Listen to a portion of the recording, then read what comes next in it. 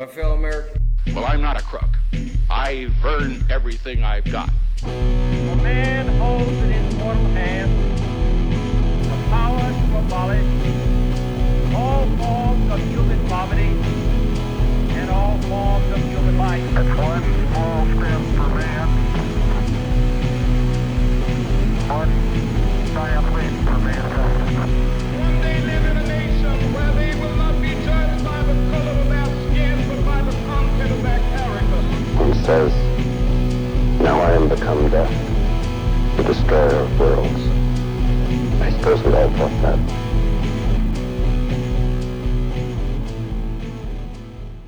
This is As the World Burns. Hello and welcome, you motherfuckers.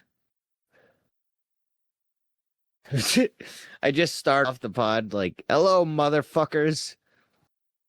What's the thing that we can talk about today? You want to do like a culture burns thing, or do you want to talk cryptids and weird shit? There's been some good UFO footage recently. Yeah, there has. Oh, we never talked about the Area 51 crash. There was a crash outside of Area 51. There's a new Hitman DLC coming out, and it's Eminem hires Agent 47 to kill Slim Shady. No fucking way. Yep. Are you fucking with me? No.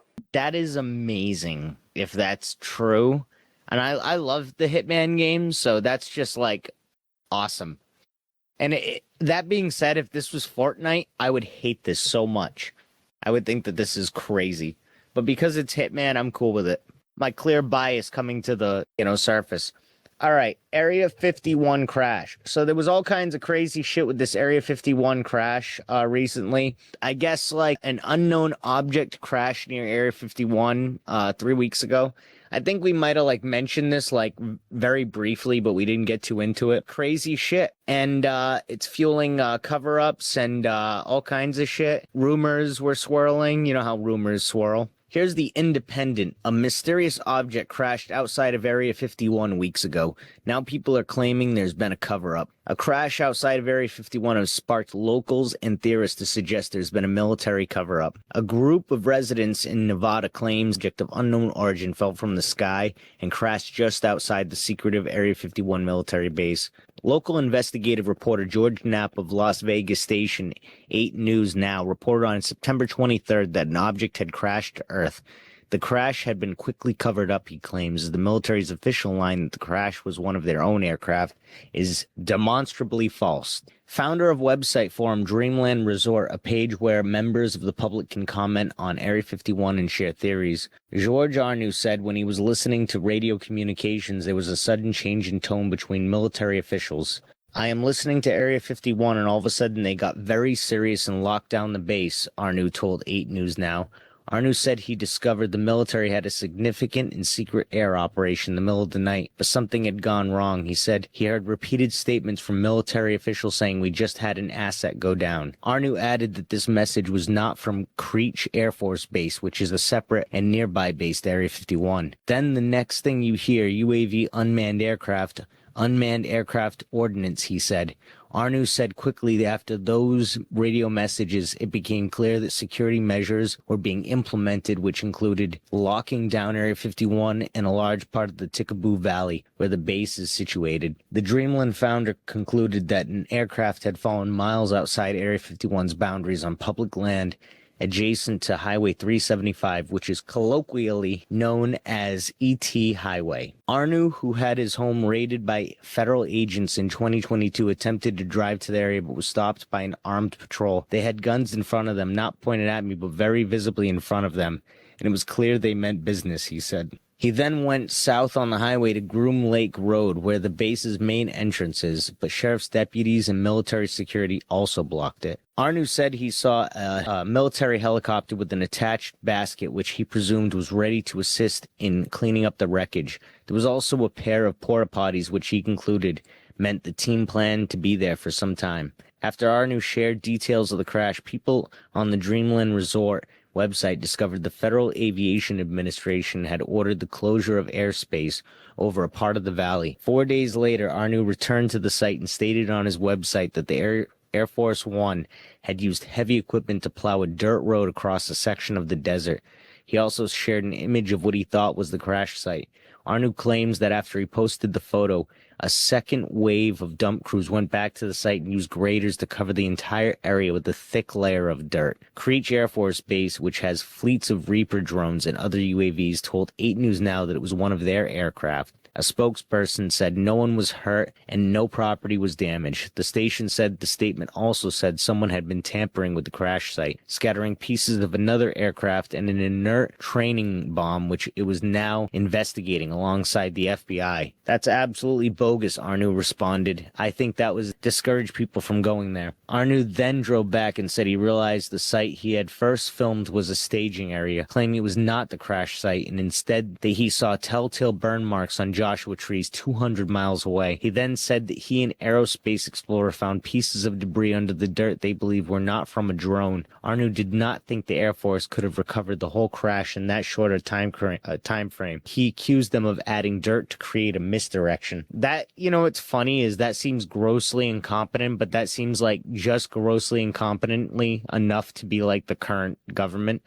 He said, if I was them, I would probably do just that, he said. The FBI investigation into the alleged tampering is ongoing. The Independent has contacted Creech Air Force Base for comment. That's crazy. What do you think about that whole situation? So he originally said that he overheard them say that an asset went down? Yeah, exactly. Does that mean one of our own? Well, that's what I'm thinking. Like it sounded like some sort of like experimental aircraft or something that we were working on went down. Precisely. What's crazy to me is that they made up a crash site just to misdirect people. He went to like a spot and then he said he saw like burn marks in trees on Joshua trees like 200 miles away.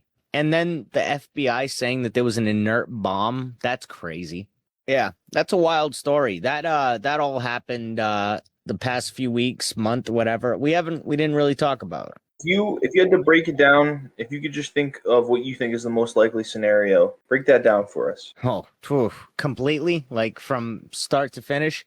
Go, give us a synopsis. It seems like it probably was a military aircraft. It seems like they're probably gonna start testing a lot more like crazy aircrafts like that, because a lot of people recently, like I heard there were leaks or something like that. We were talking about like some of the New Jersey drones. They were utilizing like experimental aircraft at the time, like in like October leading into like November and shit. I feel like this is probably them experimenting with some crazy shit that they got, because they've been talking about it too. Like one of Trump's guys said on TV that we've got aircraft or technology that can defy like gravity and the laws of space and time. Like, what exactly does that mean? And I think this is the shit. At the same time, though, we were just talking about that lady. I think she's a representative coming out talking about how aliens are angels, interdimensional beings. Let me ask you.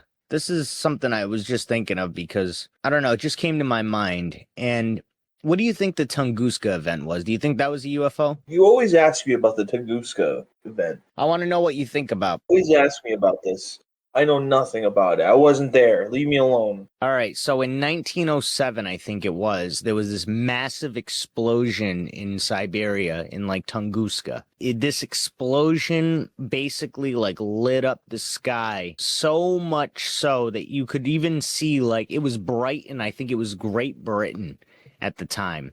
That's how much the sky like was lit up from this explosion. Like the level of light traveled like crazy. Like it was wild. A lot of people think because it was such a massive explosion that it was like a comet or a meteorite, and that it was like the only like time that we've been hit with like a massive like impact of a meteorite. And if something like that happened, like say over in like, a massive city or whatever, it would cause like, or even just the middle of the United States, just like something like that. Like Siberia, it was lucky because it was like out in the middle of nowhere. If it happened anywhere else, it could have just caused mass devastation. Maybe it was supposed to land somewhere like that. Maybe whoever sent it here made sure it wasn't going to hit anybody.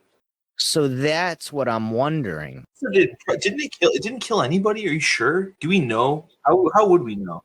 Well, I think there were some people that were there, but I think that like it was such a low population that like it didn't kill that many people. It was just an extremely low amount of people. but it happened in such a place that it like could just not kill anybody. It was like there was nowhere for like hundreds of miles from what I understand. If I'm not mistaken, I could be wrong about that, but I'm pretty sure like you could see the explosion for hundreds of miles, but there was no one around for hundreds of miles. But here's the thing. So a lot of people theorize that that was a UFO that crashed and exploded, like a crash landing of a UFO. And that might have been the case, but like I'm thinking now, like how could that have been a crashed UFO if every time that we hear of a UFO crashing, it never makes a massive explosion like that? You know what I'm saying?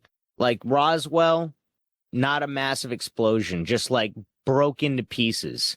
Every time that we shoot, rockets at these things, they break into pieces. They don't explode. You know what I'm saying? Well, you're assuming that what happened with the Tunguska event, is that how you pronounce it? Tunguska. You're assuming that that event involved something of equal speed, momentum. I'm just assuming that it was a not of this earth event. I'm going to go with something from outer space hitting the Earth. Yeah, exactly. With a UFO, that's not something from outer space hitting the Earth. It's an extraterrestrial or interdimensional origin craft that crashes while it's in our atmosphere. Yes, but what I'm even positing is that I don't think the Tunguska event was that, because I think the explosion was way too much like an explosion to have been that sort of thing. I think that aliens have figured out to this point how to have their technology so it's not like they're flying around in like bombs, basically. You know what I'm saying? Kinda. And I think that's why every time that we see alien like impact sites, it's always like that. They're always like destroyed, or not like blown up, but just like crashed and broken apart, and the people are strewn out about. So I think we solved it, folks. The Tunguska event was not aliens, or the Tunguska event wasn't an alien spaceship crashing. Let's give ourselves a pat on the back for that one. But what do you think? Yeah, no, I think it's very likely that that event was just a comet or a meteorite or something. That's kind of scary in its own way as well. Well, definitely. That might even be kind of scarier than being an alien spacecraft, because if it was an alien spacecraft, then we'd know that for the most part they got that shit on lock, that, they're not blowing up all over the place. But if it was like an asteroid, then, like they say, it's only a matter of time, and that was just one of many. Maybe, what if it was like show of force? What if it was ancient nuclear technology that was uncovered? One of the ancient weapons? Exactly. I wonder if there's any conspiracies about that. Are there? Yeah, like ancient, what's the book? The Bhagavad Gita? Yes. Being an ancient weapon. That's the book that this podcast quotes every single day. Well, for the most part. Yes, some conspiracy theories suggest the Tunguska event was caused by an ancient weapon. Most famously, the theory that an extraterrestrial spaceship detonated a nuclear or other advanced weapon, while the scientific consensus is that an asteroid or comet airburst caused the event.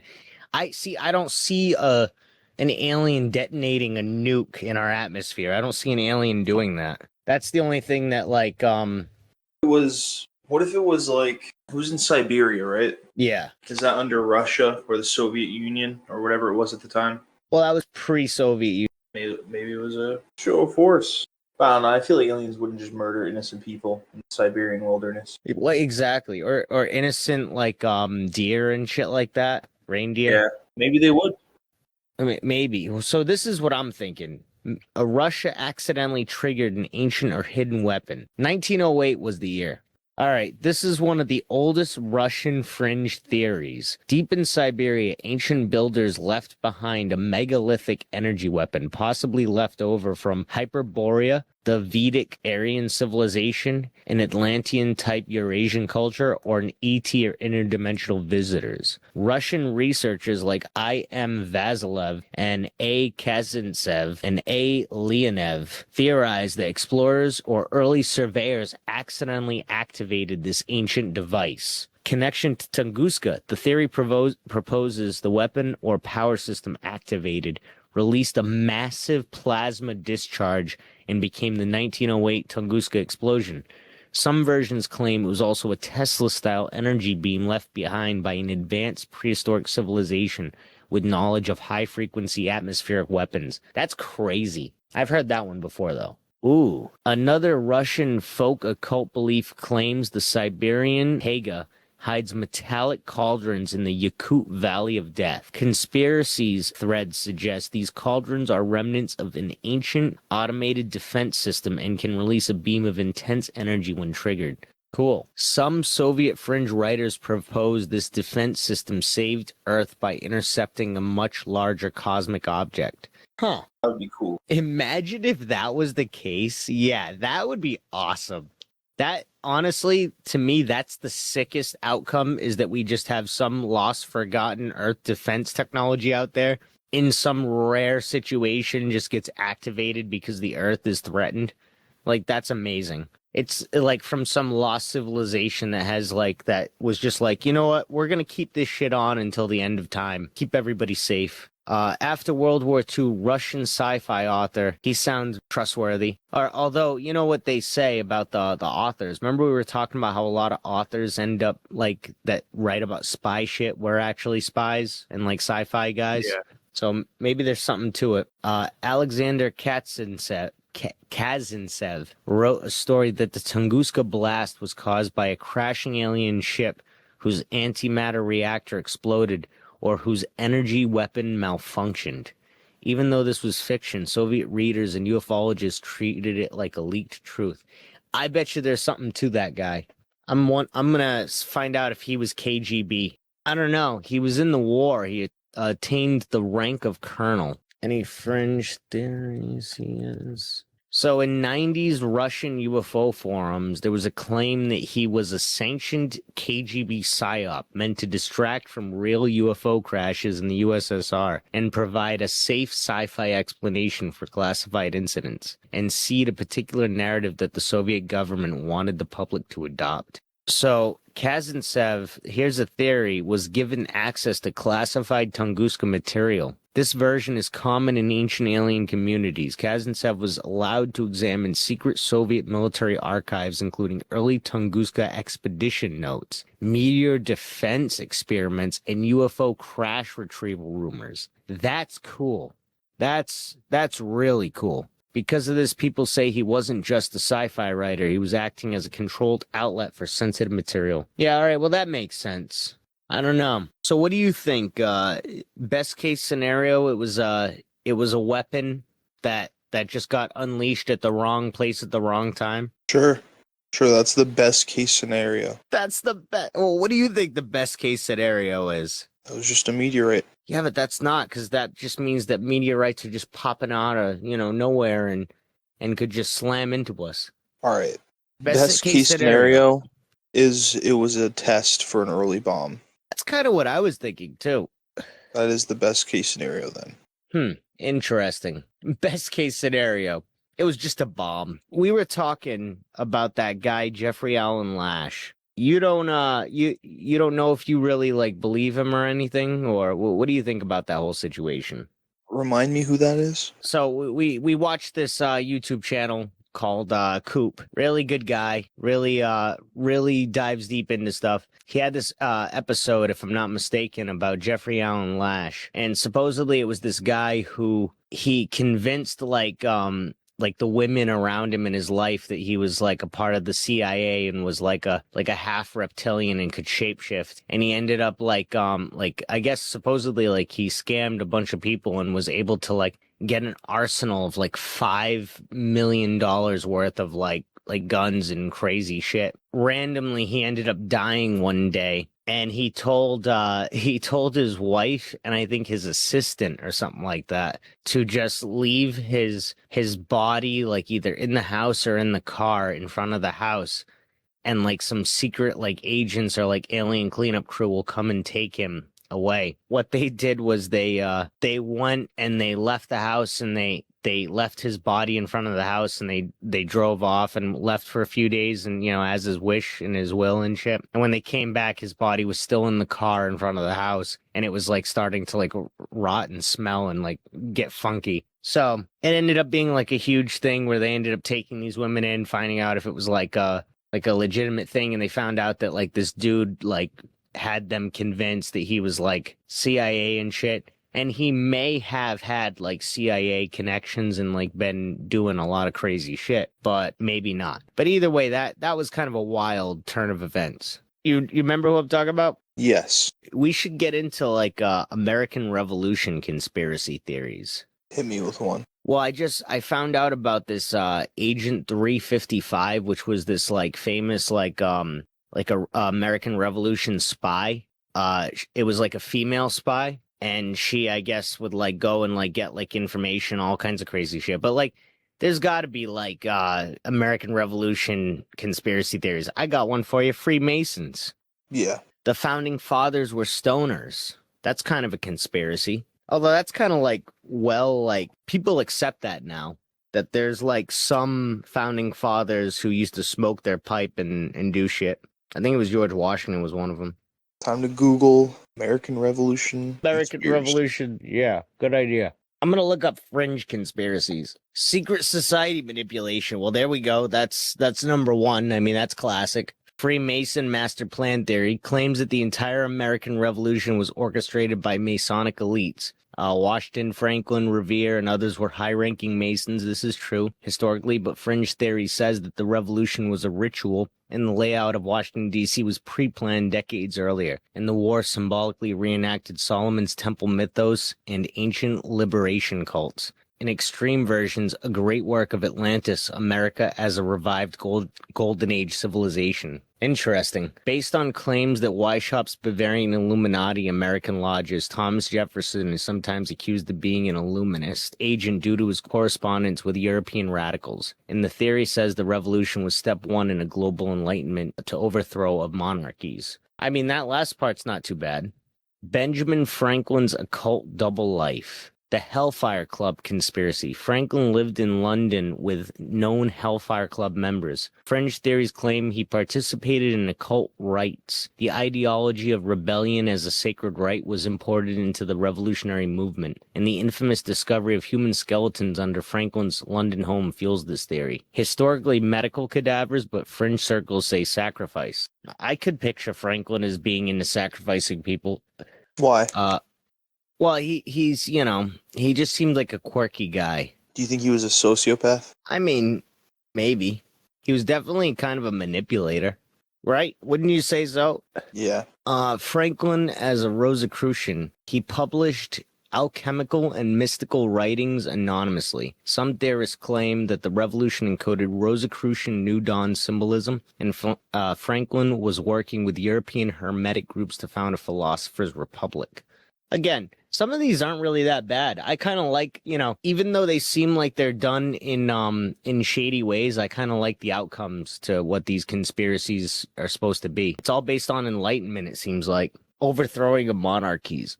You're speaking my language, Freemasons. The ancient weapon of the colonies theory, a very obscure fringe idea, claims the colonists discovered a pre-Columbian or Atlantean energy device in the Appalachians, giving them an edge. I don't ever remember hearing that. That sounds crazy. Washington's vision and extraterrestrial guidance. Washington's famous angelic vision is interpreted by fringe conspiracy theorists as a UFO encounter or a higher dimensional being giving prophecy. All right, well, here's some things that we know. We know that the layout of the Washington, D.C. is in the shape of a pentacle. That's one thing we know, right?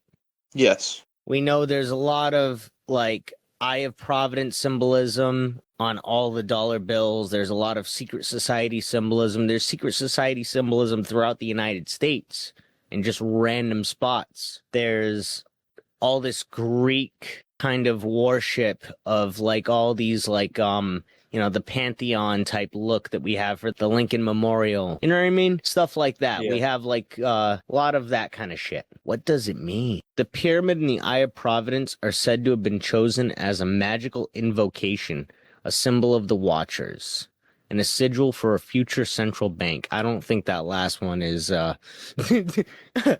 don't know if they were thinking about a central bank at that time. Actually, there were some guys that were warning against a central bank at that time. I forgot who it was, but he was basically like, no, let's never do that. And then we did it. Some conspiracies claim the Declaration of Independence is a sigil, encoded with Enlightenment numerology, a binding document liberating not just the colonies, but the soul of mankind. Interesting. That could be fun. That would be fun. That reminds of like just a more witchy version of National Treasure. Yeah. Yeah, that would be cool. That would be cool. All right. Ooh, and far fringe but persistent ideas, the reptilian or Nephilim involvement. King George III was a reptilian monarch.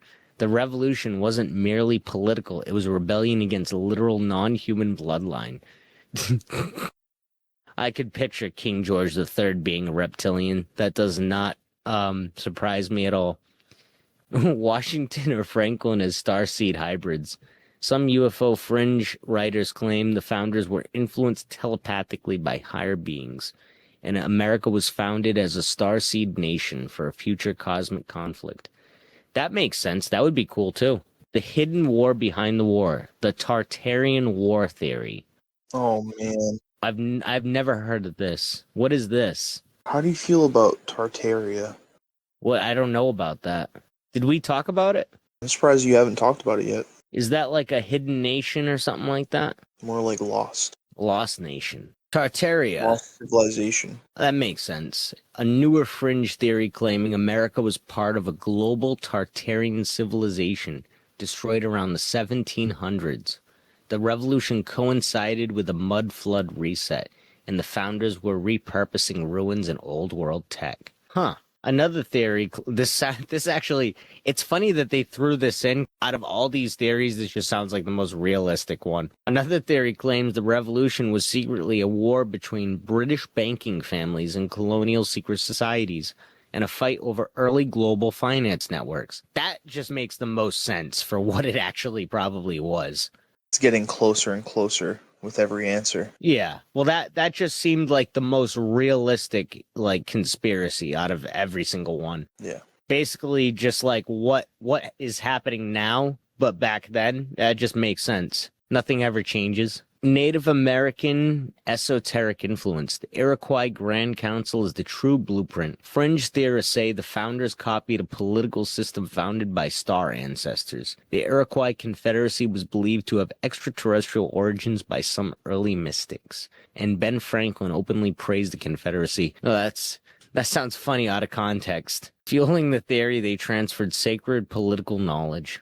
Weather manipulation in the Revolution. Washington used weather magic. Several improbable storms protected American forces. Fringe circles say Franklin, electricity, and Washington Masonic ritual coordinated to summon storms. And the storm that saved the Continental Army during the Battle of Brooklyn is the biggest example. That's funny. Oh my God. Washington magic. Let's move on. Those are American conspiracy theories. All right, that was one we never had to do, but I'm glad we did. We'll do a deep dive on some American conspiracy theories next July 4th. I'll start to put together a whole list of them, like actual ones, because half of that seemed like bullshit. Except for the one about the banking clans, that just makes sense. They just throw that in there. They're just like, yeah, it's maybe it was banking families, rivaling each other. Yeah, who knows. We haven't heard from the New England serial killer or the Rainy Street killer in a while. That's been, that's not really happening no more. Yeah, that is good. Unless it is, and cops just don't want us to worry. Ooh, good point. They're just like, it's not happening. But there's still people being murdered. It's not happening. Let's see. Let's see. I got some random stories here. What if we're living in a brain cell of another creature? That's fun. The Lost Rattlesnake Temple of Baja, California. In 1893, gold prospectors claimed to have discovered mysterious stone ruins in the desert southeast of San Diego.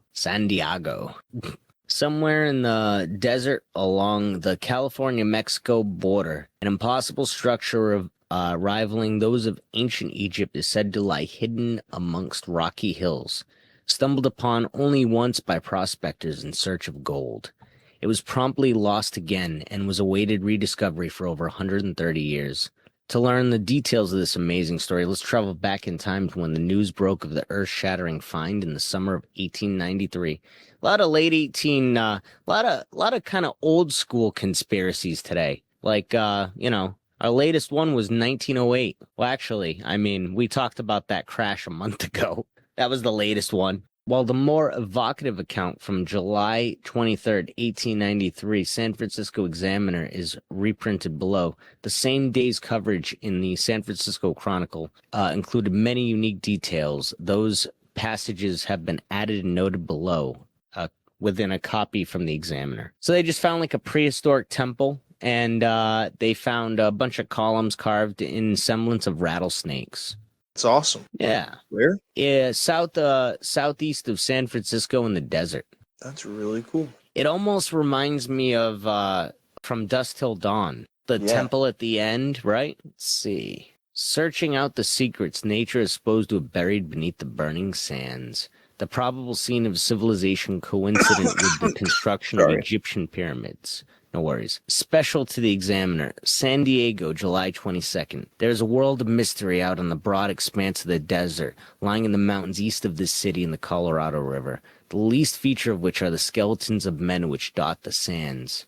Men who have perished in the vain attempt to search those secrets which nature is supposed to have buried beneath the burning sands. That's a great line. The latest discovery is that recently made by a party of 4 prospectors promises to be of vast interest to archaeologists. About a month ago, Hank Ferguson, Theo Price, Gus Atherton, and John Klein, all old prospectors, joined forces at Yuma and started a prospecting trip, and incidentally, to search for the Peg Leg Mine. What a great name. Leaving Yuma, they crossed the Colorado River and took an entirely new course toward the northern spurs of the Cocopah Mountains. Heretofore, parties have either gone down to the Colorado River until opposite mountains and then crossed the strip of the desert to the Cocopahs, or followed the old Yuma and San Diego stage trail.